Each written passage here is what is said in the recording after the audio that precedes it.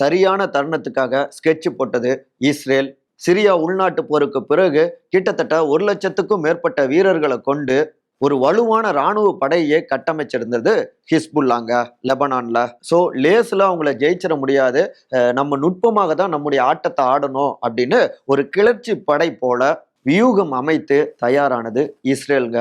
வியூகத்துடைய முதல் படியாக ஹிஸ்புல்லா அமைப்பினர் பயன்படுத்தி வந்த அந்த சாதனங்கள், வாக்கி டாக்கி, பேஜர்கள் இவை எல்லாவற்றையும் வெடி வைத்து தாக்குனாங்க.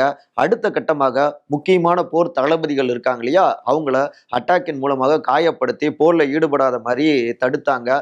தொடர் அட்டாக்குகளை அடுத்தடுத்து நிகழ்த்திய வண்ணம் இருந்தாங்க. அட்லாஸ்ட் தருணம் பார்த்து ஒரு வான்வழி தாக்குதல் மூலமாக ஹிஸ்புல்லா இயக்கத்துடைய பொதுச் செயலாளரான ஹசன் நஸ்ரல்லாவையும் கொன்றது இஸ்ரேல். இங்கிருந்து தான் ஈரான் நேரடியாக மறுபடியும் இஸ்ரேலை தாக்கணுங்கிற எண்ணத்துக்கு அவங்க திரும்பினாங்க.